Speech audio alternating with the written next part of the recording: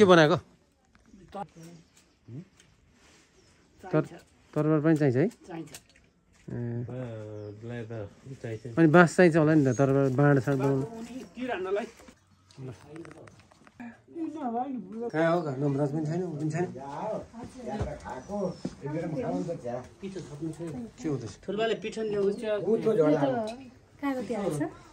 ₹5,000 गरे यस्तै गर्दा हुन्छ के गरे हो के बनायो रे कोठा थाहा हुन्छ हो बोलाइ कोही आउँदैन कहीँ हो कता हो घरमा गएर बोलाउँदैन हल्ला हल्ला छैन अब गोठ पूजा गर्ने के हो हुन्छ ल मिसाएर हुन्छ नि हाल्दा यहाँ चाहिँ गोठ पूजालाई अब सेलरोटी बनाउनलाई रेडी गर्दैछ नमस्ते गोठ पूजा आज कतिको रमाइलो भएर सबैजना जम्मा भइरहेछन् धनुषमाड बनाउँदै हुन्छ धनुषमाड ल हजुरबाले बाँडसाँड बनाइसक्नु भयो केही दिनुपर्छ वक्तव्य के दिइहाल्छ पाती साथी चढाउँदै हुनुहुन्छ बुवाले ल आज गोठ पूजा भने गोठमा गरिन्छ काकाले टक्क रेडी गरिसक्नु भयो गोठ भने नि गोठ भने कुलाइन भने नि यही हो ल के यसको बारेमा केही विशेष जानकारी केही छ भने भन्नु काका भन्नु पर्यो तपाईँलाई थाहा भएको केही छ पूजा चाहिँ अब हामीभन्दा औरजबाट सिकेर अनि फेरि पुस्तान्तरण गर्नु पर्ने हो खै अब औरज तपाईँले थाहा भएको कुरा कहाँ साइलेकाले थाहा भएको कुरा सेयर गर्नु पर्यो नि अहिले डकुमेन्ट्री बनाउनलाई अहिले हजुरबालाई यहाँ ल्याएर यो के हो कसरी पूजा गरिन्छ यो सबै थाहा पाएपछि सबैमा सेरो कोठा हुन्छ अरे हामी यसमा लेखेर पनि राख्दैछु यो त्यसलाई हो यो बाबाको लागि रेडी छ यसैलाई यो मस्टर सबै यसैलाई हाम्रो गोठमा लगाएर बाबा पकाउने रेडी हो यसो भाइ पूजामा सरी गर्छ है खेल्नको लागि हाम्रो सुरक्षा दिनलाई हाम्रो बाँड लिएर आउँछ बुवाले हजुरबाले बनाएर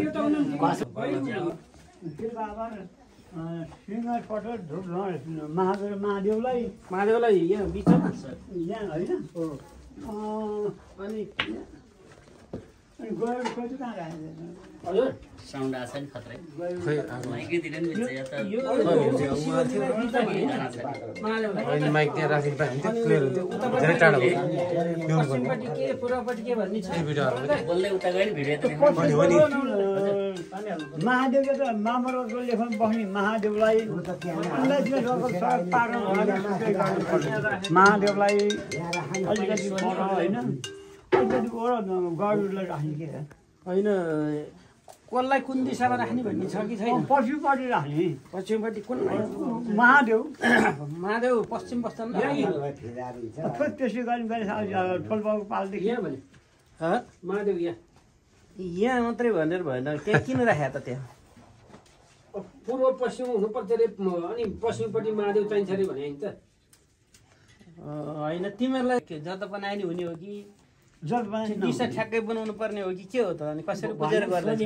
होइन त्यो तिमीहरूले हामीलाई थाहा भएको तिमीहरूलाई थाहा भएको भन अनि कागबाले थाहा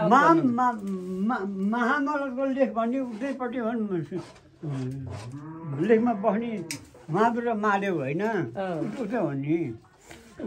सिगारी पछि पूर्वपट्टि यतापट्टि होइन ए पश्चिम महादेव जस्तो यहाँ देख्दै हुन्छ हजुरबासँग सोध्दै हजुरबालाई सबै कुरा थाहा छ पहिलाको कसरी गर्ने त्यसपछि 2 3 4 5 16 कोठा हुन्छ सिकारी गयो सिकारी गयो भए सिकारी गैडो भन्ने यो बिचमा सिकारी गयो भने त्यही भयो अब ढोकामा बस्ने ढोका यसपालि हाम्रो भाउजूको त्यो हो त्यसपछि हामी तयार हुन्छौँ नि त हाल्नै पर्छ भनेपछि अब बुवाको पालो अब टाइम माग्छ त्यति जान्छ हुनुपर्ने उहाँलाई जोगी गोसाईलाई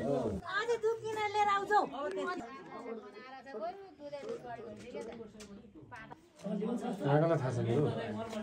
5,000 त्यसरीमा पनि 16 कोठा हो अनि यसो हुँदैछ जस्तो पाठको सबैले मिक्स छ कति घर हामी हो कति घर हो 10-11 घरको चाहिँ पूजापाठ एकैचोटि एकै ठाउँमा गोठमा गरिन्छ गोठभित्र गर्नुको मतलब गोठ पूजा यसलाई नि त्यही भएर नि गोठ पूजा भनिन्छ अब खिर बनाइन्छ विभिन्न होइन यस्तो गरेर सेप बनाइन्छ बाबर बनाइन्छ दुधको खिर बनाइन्छ अरू दुध ल्याउने बाँकी नै छ यसरी गोठमा पूजा गर्नुपर्ने भएर गोठ पूजा है हाम्रो आफ्नो गोत्रको सबै थापाकाजीहरू यहाँ पूजा गरिन्छ ल गोठमा गोठ पूजा होइन त कहाँ गोठमा पूजा गर्ने भएर गोठ पूजा होइन त भएर गोठ पूजा अब यो पनि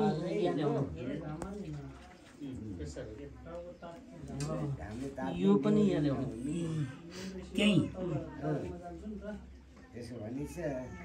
त्यो भयो है अब त्यो चौडाइ यस्तो लान पुगेन थियो तपाईँको यहाँ भएको भए पाउनु कुठा मिल्थ्यो होइन त्यसको अनि त्यसैको चामलको पिठोमा हालेपछि अनि पुग्छ नि यो त अब मात्रै काट्छ नि है भइसकेको छ बोका पनि तयार भइसकेको छ गाइस ल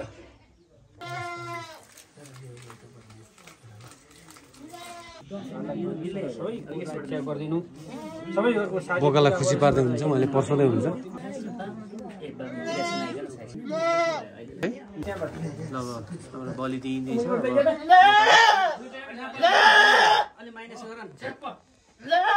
अलि माइनस गर्ने कसरी यही माइनस आउँछ त यहाँ माइनस अझ पुग्छ थाहा पनि अब अलि परेर घचाडा देउतालाई परे ल परेन भाँडा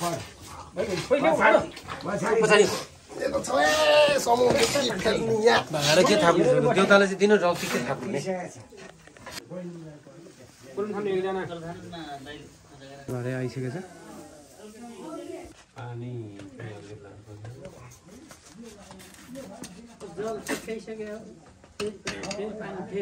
पूजा गरेर ठाउँ फेरि नआएर देखिन्छ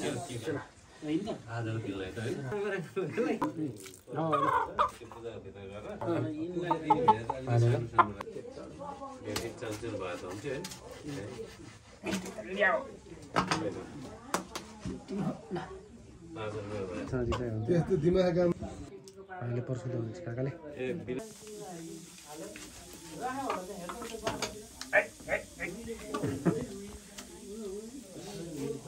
होइन त सर्वदेव्याय नमः जलस्नानं पवित्र पवित्रं पवित्रावाः ॐ सर्वपवित्रः सर्वं पवित्रः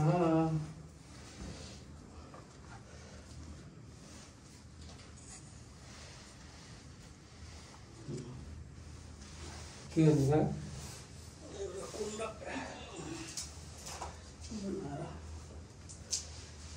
धुलो पानी सबैतिर त्यही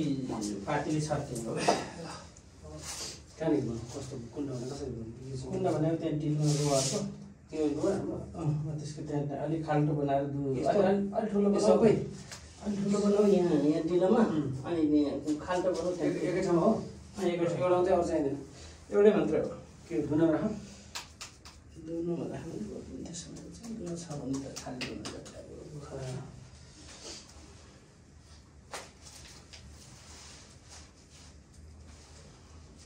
यस्तो कहाँ धुनिया साइडमा अलिक गोलो कुण्ड ताल जस्तो बनाउने उसलाई कुण्ड भने त ताल दुध कुण्ड बनाउनु पर्यो नि दुध कुण्ड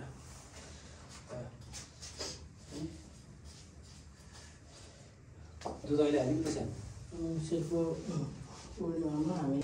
महाग यहाँलाई अर्पण गर्नुलाई हामी सशस्त्र सुविधा सुरक्षा गर्दै नि शिरमा बसेकी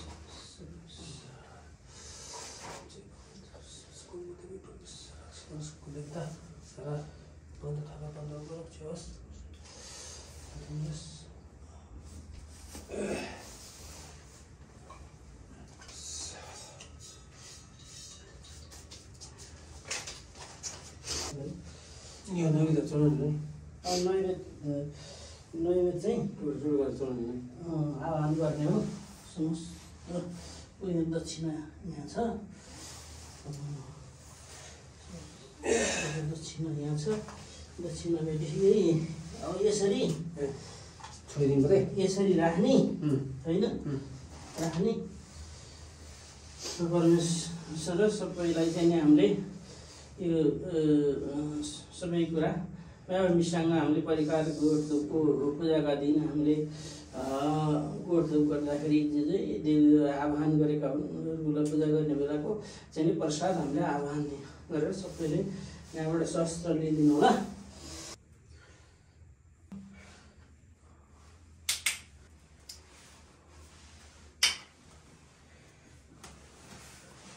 घन्टी बजाइनु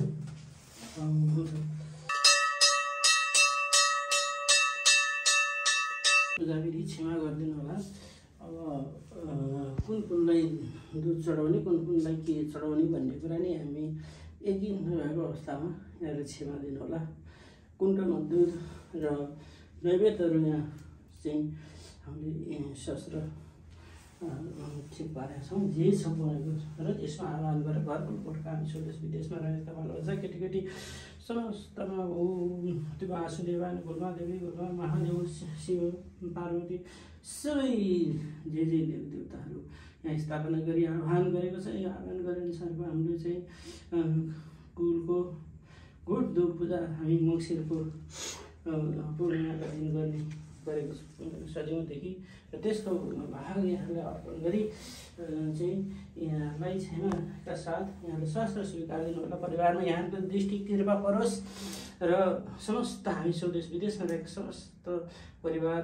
जनमा हामीहरूका कुलमा रहेका सबैमा चाहिँ यहाँहरूले सुख शान्ति समृद्धि व्यापार गरेको काम र नयाँ काम नयाँ योजना अवसर खोज पत्ता व्यापार व्यवसाय उन्नति प्रगति उद्योग धन्दा कल कारखाना सबै सम्पूर्ण व्यापार व्यवसाय उन्नति प्रगति होस् सबैको सदा सुख रहोस् सबैका समस्त थापा परिवारको दशागर नवगरलाई शान्त गरी सुख शान्त समृद्ध र यहाँको कृपा सबै परिवारमा परोस् र यहाँकै कृपाले यहाँको जस्तै शक्ति बल बुद्धि विवेक हामी सबैमा यहाँले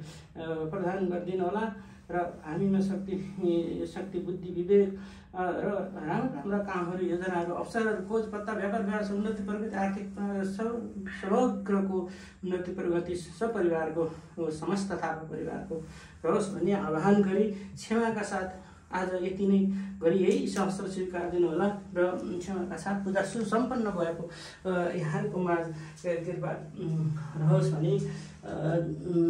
जल प्रसाद नैवेद्य धूप दीप बत्ती फुल फलार सबै अर्पण गरेर यही विसर्जन भएको पूजा सम्पन्न गरिएको चाहिँ आह्वान गरी एउटा फुलद्वारा चाहिँ यहाँहरूलाई विसर्जन पूजा सम्पन्न ओम सुसम्पन्न पूजा सुसम्पन्न सर्वदेव देव्याय नमः ओम नमो भगवते वासुदेवाय नमः दुग्ध स्नान श्री शान्त सदा शिव हर हर महादेव शान्त सदा शिव हर हर महादेव ओम नमो भगवते वासुदेवाय श्री हर कैलाशपति महादेव श्री शान्त सदा शिव बाबा मुक्तिनाथ केदारनाथ पशुपतिनाथ गुजेश्वरी